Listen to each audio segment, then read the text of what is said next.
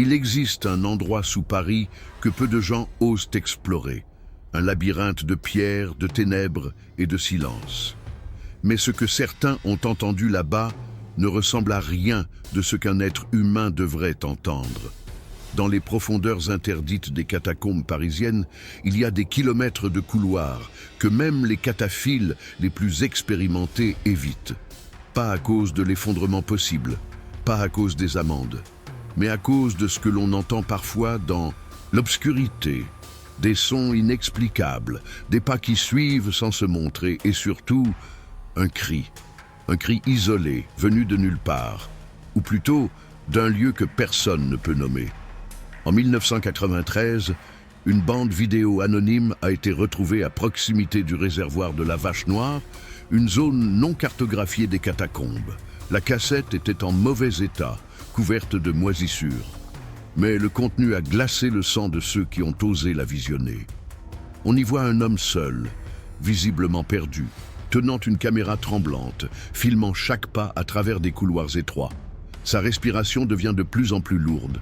On entend des bruits de gouttes d'eau, des échos de pas. Puis soudain, un cri long, distordu, presque bestial, qui fait sursauter même les plus sceptiques. La vidéo se termine brusquement après cela. Écran noir, aucun signe de sortie, aucune explication. Depuis, cette bande est devenue une légende parmi les explorateurs urbains. On la nomme simplement le cri. Certains pensent que l'homme a été victime d'un effondrement. D'autres croient qu'il a réveillé quelque chose. Il n'a jamais été identifié. Sa voix n'a jamais été reconnue. Et ce cri n'a jamais été reproduit. Mais avant de descendre dans cette histoire, avant de suivre ses pas dans le noir, je veux que vous fassiez quelque chose. Appuyez sur « J'aime », abonnez-vous à la chaîne et surtout, écrivez dans les commentaires le nom de votre ville. Oui, précisez la ville depuis laquelle vous regardez cette vidéo. Pourquoi? Parce que j'ai besoin de savoir jusqu'où cette histoire va résonner, jusqu'où le cri va se propager. Et maintenant, respirez profondément, car ce que vous allez entendre pourrait bien bouleverser à jamais votre façon de regarder les couloirs silencieux sous vos pieds. La cassette a été retrouvée par deux adolescents passionnés d'exploration urbaine. Ils s'étaient introduits illégalement dans une galerie condamnée après avoir entendu parler d'une ancienne sortie murée derrière une école abandonnée du 14e arrondissement. Ils pensaient filmer une aventure banale à poster sur Internet, mais ce qu'ils ont découvert ce soir-là a mis fin à leur passion pour toujours. Sous une dalle de béton effondrée, coincée entre deux blocs de calcaire, reposait un vieux sac en cuir. À l'intérieur, une lampe torche brisée, un carnet de croquis mouillé et une caméra à bande magnétique de celle utilisée dans les années 80 ou 90. L'un des jeunes, passionné par l'électronique, a réussi à restaurer partiellement la cassette en la transférant sur support numérique. C'est là que la vidéo a révélé ses premières images. La qualité est médiocre, l'éclairage instable et le son saturé. On y voit un homme seul, habillé simplement, probablement entre 30 et 40 ans. Il tient la caméra devant lui, comme pour documenter son parcours. Il parle parfois, mais on ne comprend presque rien. Sa voix est étouffée, résonne, contre les murs humides. Il semble d'abord calme, concentré, comme s'il avait un plan précis. Mais plus la vidéo avance, plus son comportement change. Il regarde derrière lui sans arrêt. Il s'arrête de marcher pour écouter. Il respire bruyamment. Ses mains tremblent. Il allume sa lampe de poche à plusieurs reprises, comme s'il perdait sa direction. Puis vient un moment dérangeant. Il filme un mur couvert de graffitis étranges, des symboles inconnus, gravés directement dans la roche, accompagnés d'un mot griffonné au sang ou à la peinture « Écoute ». Ce simple mot, écrit sur la pierre, semble déclencher une peur panique chez lui. Il se met à courir. La caméra tremble violemment. Et c'est là, précisément à ce moment, que le cri retentit. Un cri si fort que le micro sature, laissant place à un bruit blanc presque insupportable. Le cadre devient flou. La caméra tombe. L'image se fige. Lorsque la vidéo a été rendue publique sur un forum d'exploration urbaine, Spécialisée dans les lieux abandonnés de France, elle n'a pas tardé à créer une onde de choc. Les premières réactions étaient partagées entre incrédulité et terreur. Certains pensaient à une mise en scène habile, un court-métrage d'horreur indépendant jamais terminé. D'autres y voyaient une preuve tangible de quelque chose d'indescriptible, un contact surnaturel, voire un avertissement.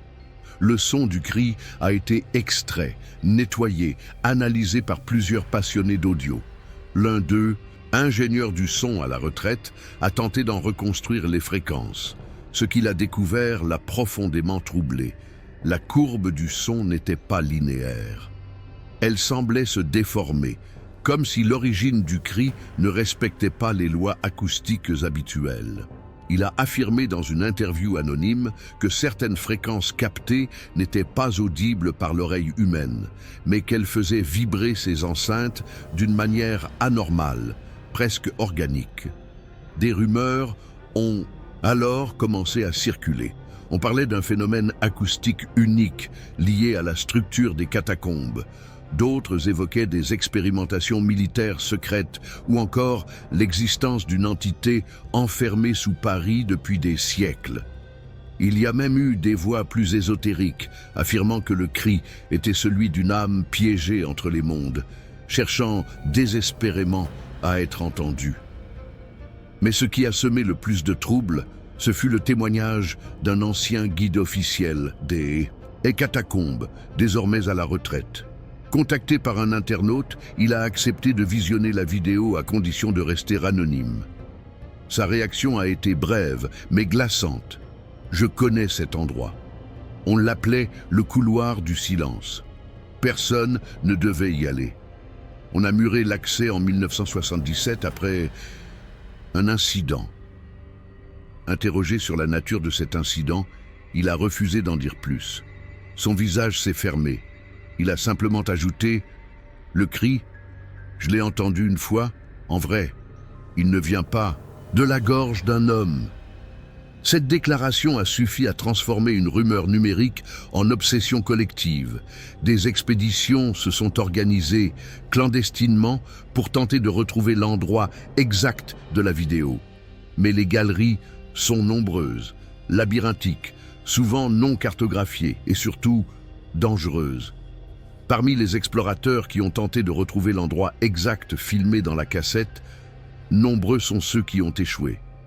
Mais un petit groupe d'habitués, surnommé les Ombres de Paris, a affirmé avoir reconnu un détail très spécifique, une sculpture grossièrement taillée dans la paroi, visible quelques secondes avant le cri. Une tête sans yeux, à la bouche grande ouverte. Cette figure étrange n'est pas une œuvre officielle, ni un graffiti moderne. Selon eux, elle se trouve dans une zone interdite d'accès appelée autrefois le couloir du silence. Ce nom n'apparaît sur aucun plan officiel. Mais les anciens cataphiles, ceux qui ont commencé à explorer les souterrains dans les années 60 et 70, en parlent comme d'un lieu à part. Un couloir où les sons semblent se déformer, s'éteindre ou résonner à l'infini. Un espace acoustique impossible à expliquer, comme si la pierre elle-même absorbait les voix et les rendait plus tard changées. Selon un témoignage publié dans un vieux forum aujourd'hui disparu, un groupe d'amateurs y aurait pénétré en 1981. Ils n'étaient que 3. L'un d'eux n'est jamais ressorti. Les Toxica. 2 autres, après des heures d'errance, ont été retrouvés par les pompiers hagards, les vêtements couverts de poussière, les yeux vides. Ils ont affirmé que leur ami avait simplement marché plus vite et qu'un cri avait retenti, les forçant à fuir. Leur version était incohérente. Aucun n'a jamais accepté d'en reparler. Depuis cet événement, des barrières de fortune ont été installées, puis des murs scellés avec du béton armé. Mais dans les catacombes, tout est éphémère. Des sisoptadis, fissures apparaissent, des tunnels oubliés réapparaissent. Et pour ceux qui savent tout chercher, les anciennes voies interdites peuvent être retrouvées. Les Ombres de Paris ont donc tenté l'expédition. Ils ont publié un carnet de bord numérique avec photos, vidéos et cartes approximatives. L'un des clichés montre ce qui ressemble à la sculpture filmée dans la cassette, la bouche grande ouverte. Gravée dans la pierre, une phrase « Celui qui entend ne revient pas ». Aucun des 207 membres du groupe n'a publié depuis. Certains disent qu'ils ont simplement abandonné l'exploration. D'autres prétendent qu'un d'eux a été interné après avoir entendu, lui aussi, le cri. Quelques mois après la publication du journal des Ombres de Paris, un message étrange est apparu sur un forum fermé, réservé aux explorateurs urbains les plus expérimentés.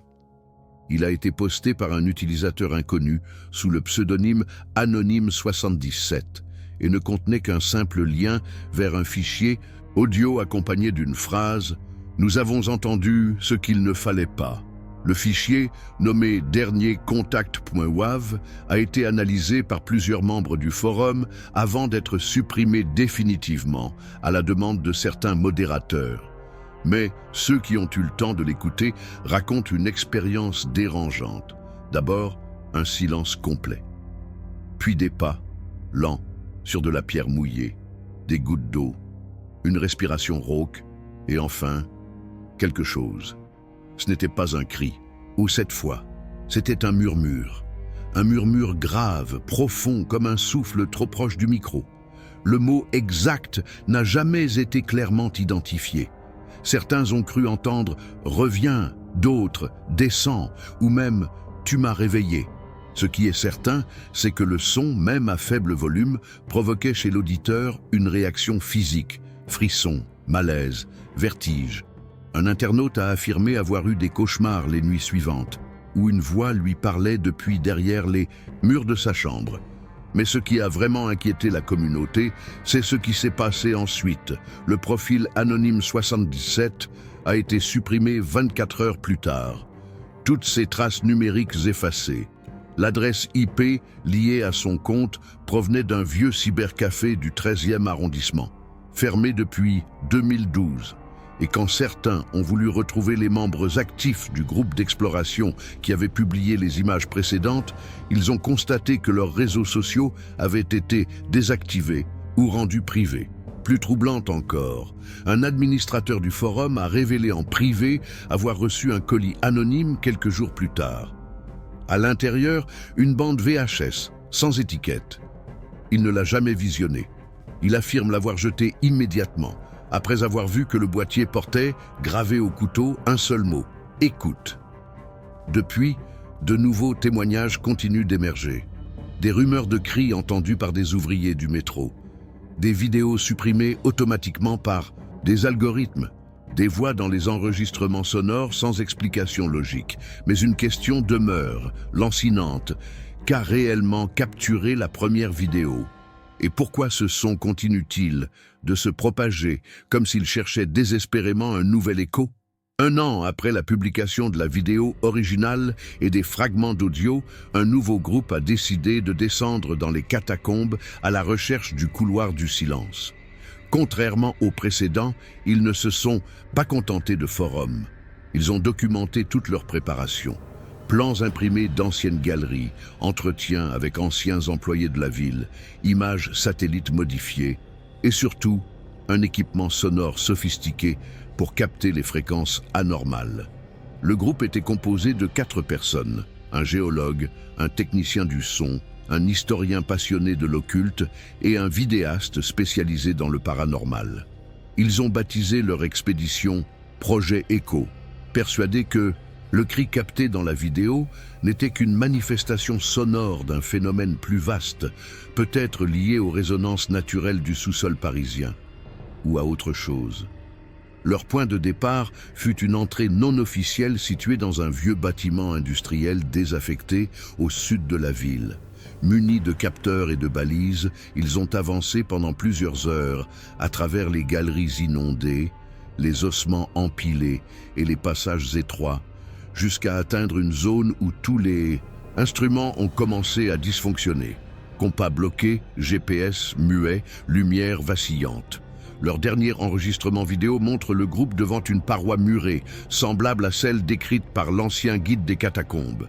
Mais dans cette version, on aperçoit une faille, une brèche entre deux pierres, à peine visible. Le géologue affirme dans la vidéo que cette fissure n'est pas naturelle. Elle semble avoir été provoquée de l'intérieur. Ils décident alors de passer. Le passage est étroit, l'air devient plus dense, presque irrespirable. Le technicien du son ajuste ses appareils, mais quelque chose interfère. Une fréquence étrange, basse, continue, comme un bourdonnement sourd, commence à se faire entendre dans ses écouteurs. Il retire le casque, visiblement perturbé. Le vidéaste continue à filmer, pendant que l'historien lit à voix haute une inscription à demi effacée sur la paroi. « Tu as voulu entendre. Maintenant, tu portes ce que tu as réveillé. » Soudain, un bruit sec retentit, un choc métallique. La caméra bascule, l'image tremble, les voix s'élèvent dans un tumulte désorganisé. Quelque chose approche. Pas un cri cette fois, mais un râle. Une sorte de respiration profonde, presque animale, résonne dans les tunnels. Puis l'image s'arrête, le fichier s'interrompt là. Aucun des membres du groupe n'a donné signe de vie depuis. Alors que la disparition du groupe Projet Echo commence à susciter l'inquiétude dans les cercles restreints de l'exploration urbaine, un archiviste indépendant, passionné par l'histoire souterraine de Paris, décide de se plonger dans les documents anciens concernant les zones condamnées. Il travaille au sein d'un fonds privé rattaché à une ancienne bibliothèque municipale non ouverte au public, spécialisée dans les plans cadastraux et les relevés géologiques de la capitale. Il découvre, au fond d'un tiroir oublié, un dossier scellé portant la mention manuscrite « Non destiné à la » et consultation publique, arrêté préfectoral 1977. Intrigué, il brise le sceau et déplie une série de plans détaillés. À sa grande surprise, une galerie apparaît sous le nom codé de Zone S Victor, située précisément dans le périmètre d'où seraient venues les premières images de la fameuse cassette vidéo. À côté du plan, une note technique signée par un ingénieur en charge des travaux de consolidation des souterrains dans les années 70 attire son attention. Le document décrit une opération de scellement accélérée, effectuée sans autorisation du ministère de la Culture, suite à un événement sonore anormal enregistré à 2 reprises entre février et avril 1977. L'ingénieur écrit, presque à contre-cœur, « Nous avons été contraints d'interrompre les relevés. Le son ne provenait pas de nos machines, il semblait répondre aux voix humaines. J'ai ordonné le scellement par mesure de sécurité psychologique. » Cette phrase laisse l'archiviste perplexe. Sécurité psychologique. Jamais il n'avait vu ce terme employé dans des rapports de génie civil. Il décide de pousser plus loin ses recherches et découvre qu'un enregistrement a bien été archivé sur bande magnétique, transféré ensuite sur bobine et classé comme perturbateur. Il parvient à localiser une copie audio dans une réserve scellée. Ce qu'il entend cette nuit-là va le hanter. Ce n'est pas un cri, ni un mot. C'est une sorte de fréquence grave, continue, mais modulée, comme si une voix essayait d'articuler dans une langue oubliée. Le son lui donne mal à la tête. Il éteint l'enregistrement après 17 secondes, tremblant, le souffle court. Le lendemain, il retourne à la bibliothèque. Mais la salle d'archives est bouclée. On lui apprend que, dans la nuit, un court-circuit aurait provoqué un incendie localisé. Aucun autre document n'a été détruit, sauf le dossier qu'il avait consulté.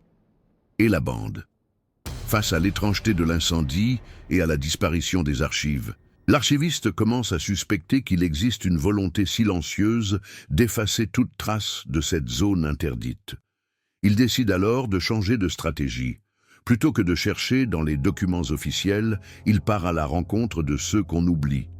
Les anciens, les invisibles de la ville, ceux qui ont vécu à Paris avant qu'elle ne devienne la capitale touristique et éclairée d'aujourd'hui.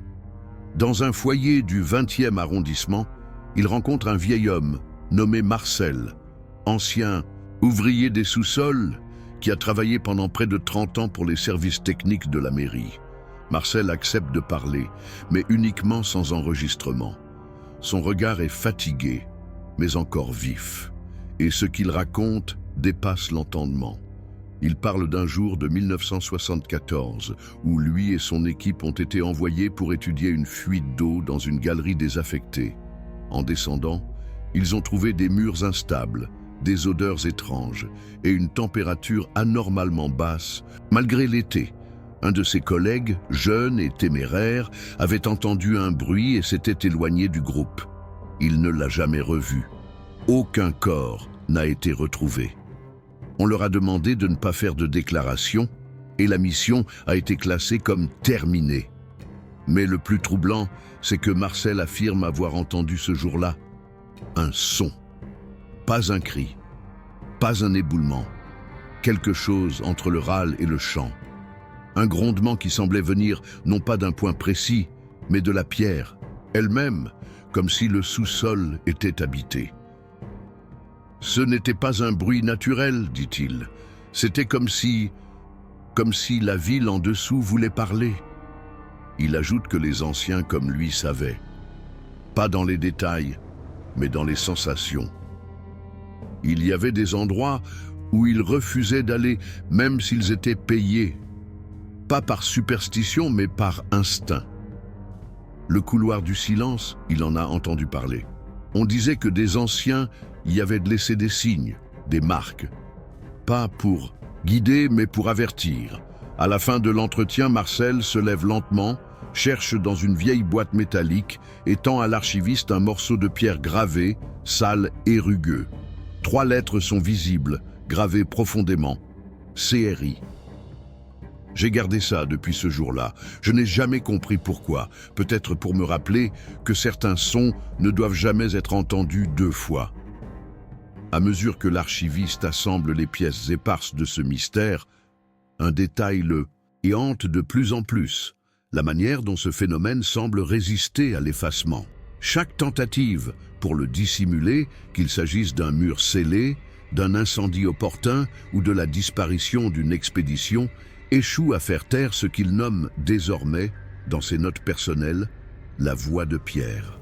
Il commence à remarquer des récurrences étranges, des témoins séparés par des décennies qui décrivent les mêmes symptômes: vertige, perte de repères, hallucinations, auditives, des zones souterraines où les équipements cessent de fonctionner sans explication, des symboles anciens, gravés dans la roche, qui réapparaissent même après avoir été effacés ou détruits. Mais ce qui le bouleverse le plus, c'est une découverte qu'il fait presque par hasard, dans un manuscrit du XVIIIe siècle conservé aux Archives nationales. Il y est question d'un chant sans voix, entendu par des tailleurs de pierre, lors de l'élargissement des carrières. À l'époque, on croyait que ces phénomènes étaient dus à des gaz souterrains ou à la fatigue. Mais une phrase écrite en latin semble faire écho à tout ce qu'il a vu et entendu jusque-là. Non omnis vox audita est humana. Toute voix entendue n'est pas humaine. À partir de ce moment, il commence à faire des cauchemars. Pas seulement des cris ou des sons, mais des sensations. Comme s'il était dans un espace clos, humide, plongé dans l'obscurité totale, et que quelque chose respirait à côté de lui. Quelque chose qui n'a pas de visage, mais une présence et une intention. Il note aussi que certains sons captés lors des anciennes expéditions semblent interagir entre eux. En superposant 2 enregistrements, pris à des années d'écart, il découvre des motifs identiques, comme si ces bruits formaient un langage, non humain, non codé, mais structuré. Une nuit, il envoie un fichier compressé contenant tous ses travaux à un ami de confiance avec un simple message: « Si je ne réponds pas dans 3 jours, publie tout. La vérité est sous nos pieds. » Il ne répondra jamais. L'ami hésitant finit par ouvrir le dossier, mais il est vide. Toutes les archives, tous les documents audio, les cartes, les rapports, effacés. Ne reste qu'un seul fichier nommé crifinal.wav. Il ne l'a jamais écouté. Alors que le fichier cri-final.wav reste dans le silence numérique, une rumeur étrange commence à se répandre dans les communautés les plus discrètes d'Internet. On parle d'un éveil sonore, d'un phénomène qui n'est plus seulement localisé dans les catacombes, mais qui commence à se manifester ailleurs. Des témoignages viennent de Lyon, de Rennes, de Strasbourg. Des explorateurs de souterrains affirment avoir entendu des bruits similaires, toujours accompagnés des mêmes symptômes. Désorientation, nausées, peur soudaine et surtout une envie irrépressible d'enregistrer. Une théorie émerge. Et si le cri n'était pas un événement ponctuel, mais un parasite, un message organique qui cherche à se propager à travers les appareils électroniques, les ondes sonores, les réseaux numériques.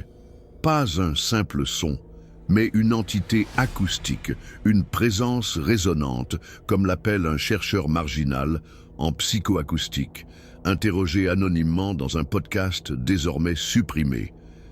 Ce chercheur prétend que certaines fréquences, lorsqu'elles sont entendues ou même ressenties, modifient temporairement le fonctionnement du cerveau. Elles peuvent induire des images mentales, des comportements obsessionnels, voire des souvenirs artificiels.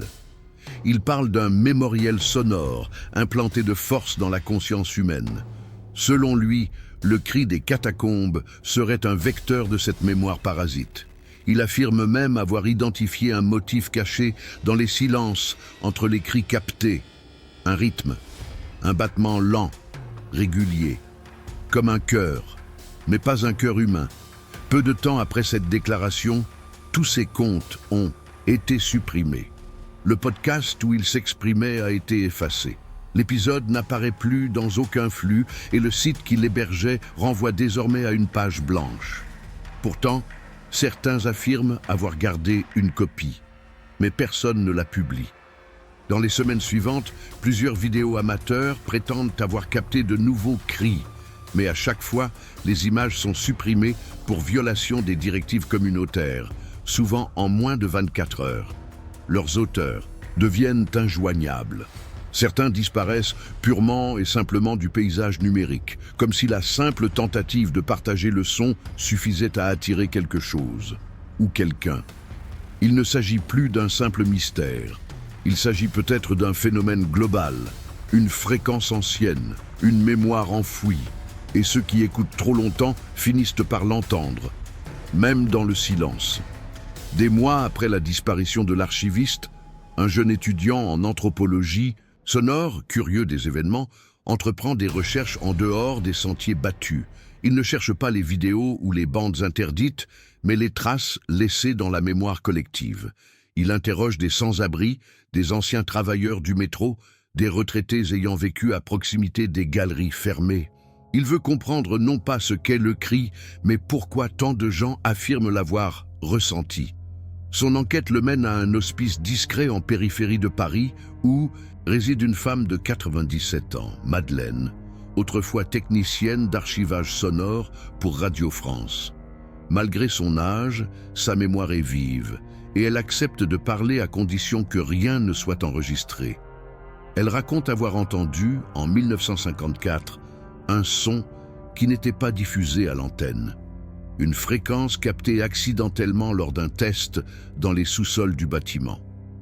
Ce son n'avait duré que quelques secondes, mais elle s'en souvenait comme d'une chaleur glaciale, une dissonance dans son corps plus que dans ses oreilles. Ce soir-là, elle n'a rien dit, mais le lendemain, elle a vu un homme, probablement un technicien, descendre dans les archives et ne jamais remonter. Le bâtiment a été évacué quelques jours plus tard pour une réorganisation structurelle. Depuis, elle n'a plus jamais travaillé dans les étages souterrains. L'étudiant, bouleversé, se met à cartographier tous les points de Paris où le cri aurait été entendu. Il les relie, cherche des formes, des alignements. Et ce qu'il découvre le glace.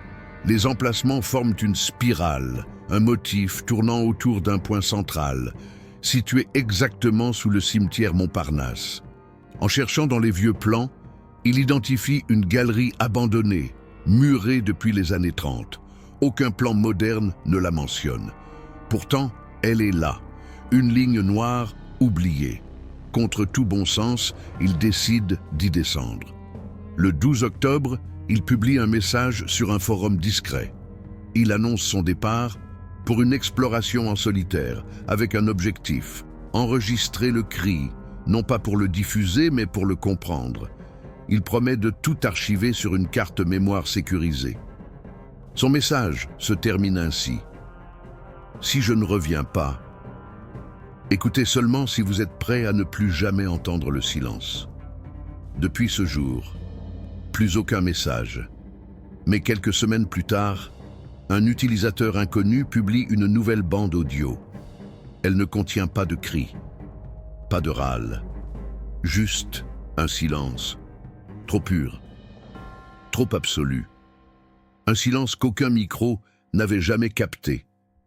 Il existe dans les catacombes de Paris un endroit que personne ne peut localiser précisément, mais que certains sentent sans jamais l'avoir vu. Un vide dans la pierre, une absence de son, de lumière, de repères. C'est là que le cri aurait été entendu pour la première fois. Et c'est peut-être là qu'il attend encore. Ceux qui ont tenté de l'approcher, de le documenter, de l'enfermer dans des fichiers ou des récits ont tous vu leurs traces s'effacer. Le cri ne veut pas être enregistré, il veut être ressenti. Et il ne s'adresse pas aux oreilles, mais à quelque chose de plus ancien, plus enfoui. Peut-être à une mémoire collective que nous avons oublié d'écouter. On dit que le son continue de circuler, non pas dans les réseaux, mais dans les interstices du monde moderne. Les craquements d'un immeuble ancien, les vibrations dans le métro, le bourdonnement d'un tuyau. Des signes minuscules, des frissons dans l'air, et parfois, dans un rêve trop réel, une voix que vous ne reconnaissez pas mais que vous comprenez. Le cri n'est pas seulement un hurlement, c'est une question. Une question que la ville semble poser à ceux qui osent s'enfoncer sous ses fondations. Es-tu prêt à m'écouter, même si tu ne peux plus revenir ? La dernière preuve de son existence n'est pas une bande audio, ni une vidéo effacée. C'est ce silence inhabituel, dense, qui précède certains leçons, ce vide dans lequel la réalité semble hésiter. Les anciens l'avaient compris. Les murs portaient des avertissements. Les symboles gravés, les couloirs murés, les plans dissimulés. Tout cela ne visait pas à protéger les curieux. Cela visait à contenir ce qui murmure encore dans les profondeurs. Et maintenant que vous avez entendu cette histoire, que vous connaissez les noms, les dates, les lieux, il est possible que vous le perceviez vous aussi. Peut-être pas aujourd'hui, peut-être pas cette nuit, mais un jour, en descendant un escalier, en traversant un tunnel ou en entendant un simple bruit étouffé dans une pièce vide, vous vous arrêterez et vous écouterez. Et là, dans ce silence, il vous répondra. Mais dites-moi, vous qui regardez cette histoire depuis votre ville, votre maison, votre écran, seriez-vous capable d'y descendre ? Seriez-vous prêt à écouter ce que Paris cherche à faire taire ?